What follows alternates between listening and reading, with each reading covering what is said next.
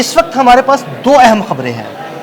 पहली खबर तो यह है कि भारतीय लड़ाका तैयारे पाकिस्तान ने अपने किन जहाज़ों से गिराए, और दूसरी अहम खबर यह है कि रूस का झुकाव भारत की जानिब से हट के पाकिस्तान और चाइना की जानिब कैसे हो गया। आइए इन दोनों खबरों के बारे में आमिर रज़ा से जानते हैं। आमिर भाई, अमेरिका ने इस बात की तस्दीक की है कि पाकिस्तान और भारत के दरमियान होने वाली हालिया डॉग फाइट में अमेरिका का कोई भी F-16 तैयारा इस्तेमाल नहीं हुआ। अगर कोई अमेरिकी F-16 तैयारा इस्तेमाल नहीं हुआ तो पाकिस्तान ने किस तैयारे के साथ भारतीय तैयारे गिराए? देखिए, इस पूरी एक खबर के अंदर आपकी 2-3 खबरें शामिल हैं। हमारे पास अब ऐसे जहाज़ मौजूद हैं अपने खुद के जो कि ये काम कर सकते हैं। हमें ज़रूरत ही नहीं थी F-16 को उड़ाने की। हमारे पास J-10C जो है और JF-17 थंडर, दो तैयारे ब्लॉक 3, ये दो जहाज़ ऐसे हैं जिन पर PL-15 मिसाइल जो है नस्ब किया जा सकता है, और भागते भारतीय जहाज़ों को हमने इसी मिसाइल के साथ अपने इन दो जहाज़ों से निशाना बनाया। ये भी बात गलत है जो लोग ये बात कह रहे हैं कि सिर्फ J-10C ने निशाना बनाया, JF-17 थंडर नहीं था। देखिए, JF-17 थंडर ब्लॉक 3 जो है ये 4.5 जनरेशन का जहाज़ है और इसको हम 5th जनरेशन पर ले जाना चाहते हैं। J-10C जो है ये पहले से 5th जनरेशन का जहाज़ है और ये राफेल से एक कदम आगे है। उनके पास इस वक्त जो सुहुई है रशिया का, वो 4 जनरेशन का जहाज़ है। अच्छा, रशिया के पास 5th और 6th जनरेशन के जहाज़ भी हैं। अब आपके दूसरे सवाल की तरफ आते हैं। मैंने ये जानबूझ के यहाँ पे बात को कट किया है।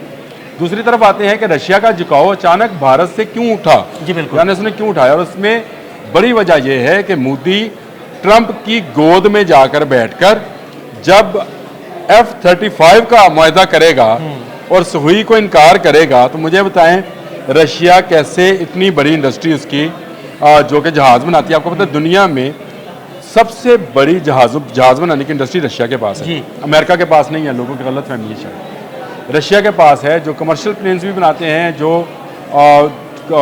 है ये फाइटर प्लेन्स भी बनाते हैं। अब सुहुई छोड़कर जब आप F-35 की तरफ जाए, जो आपको अगले 4-5 साल में वादा किया जा रहा है कि मिलेगा और बहुत भारी कीमत में मिलेगा, और दूसरी तरफ चाइना है, और चाइनीज़ कॉरिडोर मुकम्मल ही तब होता है जब रशिया उसके साथ शामिल हो, यानी चाइनीज़ इकनॉमिक कॉरिडोर जिसमें चाइना, पाकिस्तान, रशिया, तुर्की एंड देन यूरोप, जी बिल्कुल, ये है कॉरिडोर।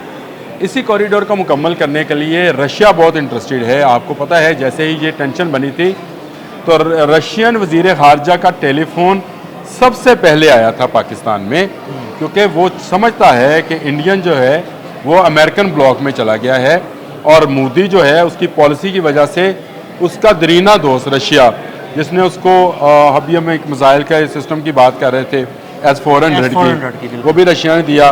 सुहुई जो है वो रशिया का जहाज़ है। MiG-29, MiG-21, MiG-23, ये तीनों किस्म के मिग जो हैं ये भी रशियन जहाज़ हैं। ज़्यादातर असला रशिया का है, लेकिन मोदी जैसे ही अमेरिका की तरफ झुका, रशिया ने अपना रुख बदल लिया, और अब ये सूरत हाल है कि शायद आने वाले दिनों में S-400 के सुहुई के जो पुर्जे हैं वो भी इंडिया को नहीं मिलेंगे, क्योंकि रशिया ने बहुत अच्छा किया कि इसकी टेक्नोलॉजी ट्रांसफ़र नहीं की थी, और टेक्नोलॉजी ट्रांसफ़र ना होने के बायस ये बहुत जल्द खटारा हो जाएंगे।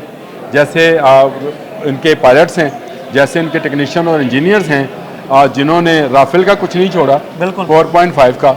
तो J-10C ब्लॉक 3 है, JF-17 थंडर ब्लॉक 3, ये दो जहाज़ हैं जिन्होंने इन जहाज़ों को गिराया। F-16 तो हमने निकाले ही नहीं है। और मैं आपको ये भी एक बात बता दूं, बहुत सारे लोगों के पास गलत फहमी है कि हमारे पास ये वो 82 वाले F-16 हैं। नहीं जनाब, इनको ना सिर्फ हम अपग्रेड कर चुके हैं बल्कि इन पर नए वेपन्स भी लोड कर चुके हैं। और हमारे पास वो जो F-16 थे जो हमने कहा था कि भारत के ख़िलाफ़ इस्तेमाल नहीं कर सकते, अफगान वार के लिए हैं, वो छोटी सी टुकड़ी रह गई। अब हमारे पास बहुत ज़्यादा F-16 हैं जो हमने पूरी दुनिया से इकट्ठे किए। टर्की के साथ मिलकर इन F-16 को जो है हमने अपग्रेड किया हुआ है, क्योंकि F-16 की टेक्नोलॉजी ट्रांसफ़र टू टर्की है क्योंकि वो नेटो का रुकन है।